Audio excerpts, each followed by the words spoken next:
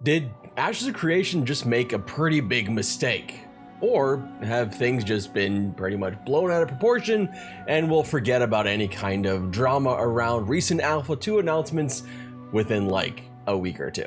Ashes of Creation launched their details for Alpha 2 in a wide-ranging AMA from creative director Steven Sharif. I think the best way to sum up the reaction is that it's kind of been mixed, from exultant joy to devastating accusations.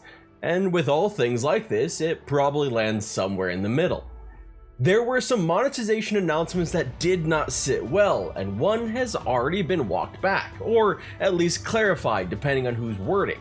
And the interesting part of this is we may have got some information on Ashes of Creation in part because of this clarification. Some information not just on Alpha 2, but what the game will be like when it launches. There's kind of a lot to cover, and I definitely have a lot of opinions as someone who has been covering indie MMOs for about 3 years now. Let's talk about it. First, we have to go into the details announced about Alpha 2 access for the game. Ashes of Creation's Alpha 2 was already known to be launching in October, but now we have an actual date. Well, a couple of them, because they are tiered. Alpha 2 access will begin on October 25th of 2024 for anyone who had previously purchased the Alpha 2 keys from their pledge packages, the ones that cost $250 earlier this year or more than that. These will begin with weekend tests only from Friday to Sunday until Phase 2. Goals for Phase 1 include scalability testing, stability, performance, and progression. Phase 2 will open up on December 20th, 2024, which moves from weekend-only testing to 5+ days a week testing, with goals to test node advancement, economy testing, and vassaling. Finally, Phase 3 will begin on May 1st of 2025. With full 24/7 access to the game and testing expanded content and features. The final third phase is expected to last 1 year, so roughly Alpha 2 would run from October 25th of 2024 through May 2026, with perhaps beta at some point after that, unless they jump right into beta right after that ends. Of course, it's an in-development game, so all of these dates are subject to change. But there's essentially a extra unlisted phase here of testing, because I mentioned at the beginning that there is a phase of testing specifically for people that had pre-purchased that $250 package or higher Alpha 2 pledge package back at the beginning of the year before they stopped selling it. Well, they're also releasing new keys. Those new keys, which we'll get into some pretty big detail here, those new keys will get access on November 8th. So it'll be 2 test weekends before the people that buy new keys now get access to the game.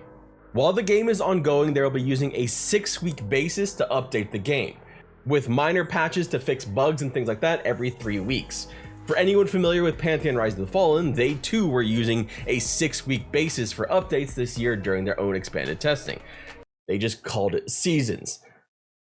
Don't know why they called it seasons, but they called it seasons.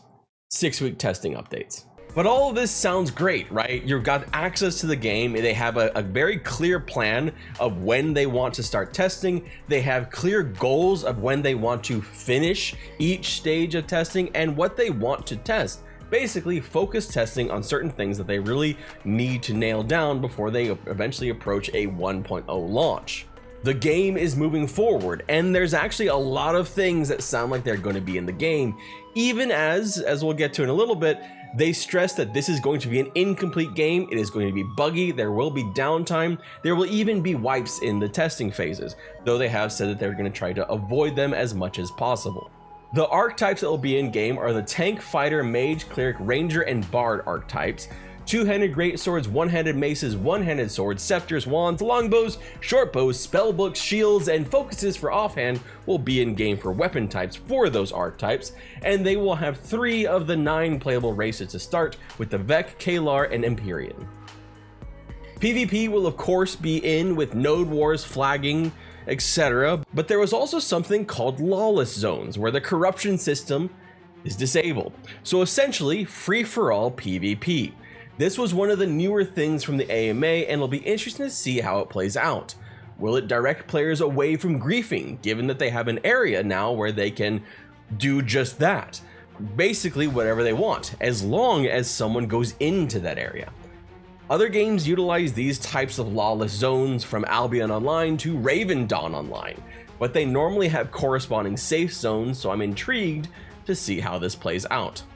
Beyond that, they will have story quests, 55 plus square kilometers of game land across western and eastern Aelan Riverlands, Sandsquall Desert, and Vandegar Tropics. With 36 places of interest, a day-night cycle, 4 seasons, 1 grand dungeon that people have said is huge, and 4 pocket dungeons.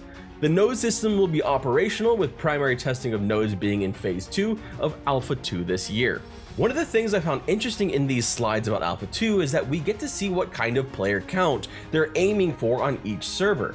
For Alpha 2, the goal is to start with servers holding 3,000 players per realm before scaling up to 8,000 or 10,000 per server as the Alpha 2 progresses. This is pretty transparent information and something that was really interesting to me, specifically given that when New World launched, they launched with 1,000 player servers, which felt like not nearly enough. They then scaled that up to, I believe, around 2,000 or 2.5, with, I think they even said they had the possibility to scale up to 3,000 players, but now that that game currently has 3,000 players, I don't think the server capacity is that much of an issue anymore. Sorry, New World. Hey, you know what? You've got the console coming out, so maybe that'll help.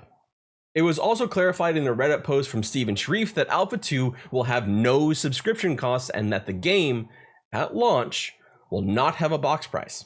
But with that, because we now know a lot about pricing for Ashes Creation, we know that they're going to have an in-game store that's been known for a long time. In fact, their pledge packages sell you the currency for the in-game store, but it will be a cosmetic store. No pay to win has been the pledge, and it will have a subscription fee. We also now know that there is no box price for the game. It will just be a subscription with a store in game. And that's, though, where we get into a bit of the hubbub, a bit of the concern and frustration of a lot of people when it comes to the other announcement we got with Alpha 2 about how they plan to monetize Alpha 2. Now, before we get too far into the monetization, this is editing version of Redbeard Flynn, because we got a pretty big update, a big walk back on some things, which we'll go into some detail. But I think it's important here to also discuss the things that were initially planned, as well as what's gonna be the way going forward now. So stick with me, because this might feel a little disjointed as we talk about both what it was announced and what it is right now. I think this is where the narrative got a little bit out of the hands of the Ashes team. I think for a few different reasons. With this announcement of Alpha 2's date, there will be a reopening of purchasable keys for Alpha 2. These are just the keys for the game, and they do not include any of the cosmetics of the former packages or any of the other benefits, the ones that were more expensive. 3 different sets of keys are being sold. The first wave of keys is $120 with access from Friday, November 8th. Wave 2 keys cost $110 and you gain access to the game on December 20th. And the final Wave 3 keys grant access to the game on May 1st of 2025 for $100 even, all basically corresponding with the different test phases, with a very tight pricing. In fact, I would say that this pricing is a bit rough. It's a lot of money still. There's no other way to look around this, that this is a lot of money to pay for just testing access. And there's a couple of reasons why I say that. Because even other games in this genre, other games that are basically struggling with this idea of needing to get funding, are not doing it this way. And they're still doing it quite a bit cheaper. And naturally, as things work out like this, as I was in the process of editing this video, we got an update from Ashes of Creation, specifically on their website, that explains some changes they have made to the new pledges. Obviously responding to some of the backlash that they got over the somewhat lackluster way things were going. So the changes are as follows. First, second, and third wave have now been changed into bundles, which include Alpha 2, Beta 1, and Beta 2 access, a 1-month subscription time at $15 of value, and a $15 in Embers, the in-game marketplace credits. This article has been updated with extra information in general, some of the things that were in the Reddit post that were then transferred over to the article, basically just clarifying a lot of things that were not as clear in the first one. But one thing that does remain clear is that they say, again, we'd like to reiterate, please do not consider purchasing testing access to Ash the Creation if your intent is to play a completed game. Please wait until launch. I think this, in general, will go a long way in assuaging some of the concerns that a lot of people had with these testing phases. The key access essentially not really having a ton of benefit to it, being kind of overpriced, and while still not necessarily matching the rest of the market, it is at least better than what they were offering before. It's very good, at least in my opinion, that they're very clear that this does include all the other accesses, but also the fact that it includes some game time once the game fully launches, meaning that once you're done with all of that QA work for the game, after a year or 2 years or something, whatever it's going to take for them to get the game out, you're not just told, okay, now you got to go actually purchase a subscription right away.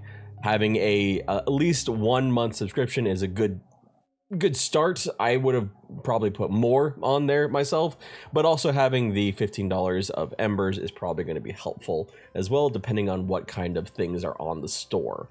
It doesn't devalue the previous pledges, and it still doesn't bring these in line with other games, but it at least makes them a little bit more palatable. But I'm curious what you think, especially about this part. Does this change that they made post AMA, this change to make these keys feel a bit more valuable, a bit more return on investment, so to speak, does it make you feel better about it, or does your opinion remain unchanged, or were you never concerned in the first place? Let me know down in the comment section below. Most games in this development stage that are relying on crowdfunding, which already has its own set of unofficial rules on monetization of what players will and will not accept, well, they pledges include copy of the game at launch, plus game time if there's going to be a subscription. This was what Ashes had even been doing with their prior pledges. The argument for paying for testing access is, of course, going to be you're helping to fund a game that is not traditionally funded. That's kind of the whole point. You are paying more because you believe in the game and you want to see it become a reality. This is not a AAA developed game that is coming in with hundreds of millions of dollars of backing and a producer or anything like that. Even though Ash Creation has perhaps a larger war chest than many other games and has perhaps some of the most hype around it, it is still at its core an indie developed game that is going to be relying on crowdfunding to get it to the finish line. This is essentially quality assurance work. And yes, quality assurance work for being, paying to go do quality assurance is not exactly new in the genre, especially in this kind of subgenre of crowdfunded MMOs. Pantheon Rise of the Fallen basically does this. Ash Creation is of course going to do this. Core Punk is going to do this. PAX Day is currently doing it. Basically, any game that is crowdfunded will basically be relying on testers to, pay to test. Monsters and Memories will be releasing in early access, which is a currently developing game in early access, and you'll be paying a monthly subscription. It's not exactly a new thing, it's just that there's normally a benefit afterwards. And on top of that, Ash of Creation is going to be the most expensive one. Ash of Creation's lowest price for Alpha 2 is $100, and that's not until May of 2025. If you want to play this year, it'll either be $120 for the most recent one or $110. Prior to that, Alpha 2 pledges were $250. But that's the $250, that's actually pretty standard for this kind of testing phase.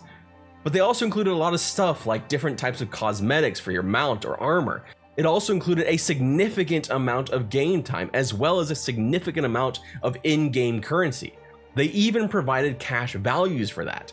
For example, the Voyager Plus pre-order pack had 9 months of game time included, a $135 value, as well as $125 in Embers, the in-game store credit, among other cosmetics.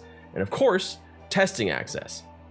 I believe the idea here is that they didn't want to devalue those older pledges with these cheaper tiers, thus rewarding people that had pledged the game earlier. But it still feels like a lot when you look at others in their space for the minimum to test right now. Star Citizen costs about $45 to gain full access to the game, and you get a ship that looks like a thumb drive, but it flies pretty well. PAX Day, which is developing in early access right now, cost $40 for their base pack. Corepunk, which will be launching into early access this year, sells their lowest package, which includes test access, at $38. Pantheon Rise of the Fallen grants limited testing access to supporter pledges at $50, which also includes full 24/7 access to their early access phase starting in December of 2024. That $50 pledge for Pantheon Rise of the Fallen also includes a digital copy of the game. Monsters and Memories, which is in pre-alpha currently, will have no pledges, but instead will launch into early access in 2026 for a $15 a month sub, only with no shop. They will also have servers that do not wipe, so you're basically just launching into the game early on servers that will be incomplete. And then you have Ashes Creation sitting at $120 while providing less than all of those packages in-game. Or at least they were very clearly before they got the backlash on their pricing and adjusted it to include roughly $30 in extra incentives. It's still arguable that these packages are on a higher end cost even with the bundled inclusions. But I think if they'd gone with this from the start, there'd be less anger and frustration. They would be more comparable to other contemporaries in this crowdfunded MMO space. Ashes of Creation, despite its hype and profile, at the end of the day is still a crowdfunded MMO. A daunting, if not perhaps completely impossible prospect given the extreme scope and cost of these MMOs, being well over 100 million in most cases to make, and the expectations of players not being geared towards an indie MMO with limitations. We have a lot more experience with an indie RPG, for example, than an indie MMO. We are used to MMOs that come from AAA companies. Of the MMOs out there in this space, outside of Star Citizen, Ashes has perhaps the most hype around it, but with that, perhaps the highest expectations. It is viewed as viable by the mainstream, not a niche game, and with that comes increased critique and criticism. But when you release packages that seem aggressive, not just to the mainstream that are used to free-to-play MMOs, but also to people that are used to the Kickstarter subgenre that offer more for less, you're going to get significant pushback. Good on them for changing that and backing away from what looked like alpha-only access to then alpha plus beta to then alpha plus beta plus game time and cosmetic purchase power. But it is a buyer beware situation, one that, thankfully, Stephen Sharif of Ashes Creation has been very upfront about, saying directly in this Reddit post, quote, "I want to reiterate, you should not consider purchasing testing access to Ashes if your intent is to play a completed game. This is not a typical approach of development and marketing. It will be rough, buggy, and require dedicated players who are willing to be testers. We have our internal QA teams along with externally contracted QA testers that are testing Ashes right now, every day. And I understand this approach is not everyone's cup of tea, but this is the path we are taking because I believe it will yield a better finished product." And there is something to say about that. The entire early access development phase of games exists in part because having 1,000 people QA test for an hour exceeds the QA testing of 10 dedicated testers over 99 hours. You will just quite simply find more bugs. But I also appreciate that the Ashes team is upfront here about not buying into the test access if you don't want to test, and that this is not the complete game. It is important to set expectations, even if many players will still go in with different expectations.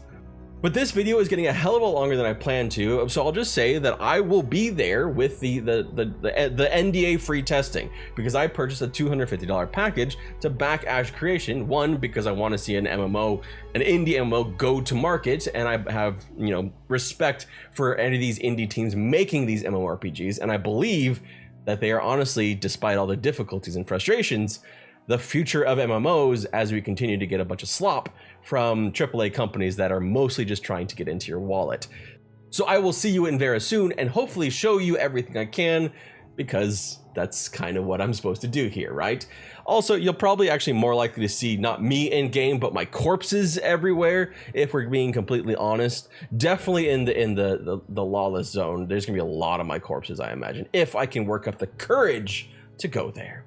Huge thank you to Ash's Moments Substack and of course the wiki for putting so much information in easy to digest format, links below. Ash's Moments even had screen captures of the slides, so cheers to that. I really appreciate it.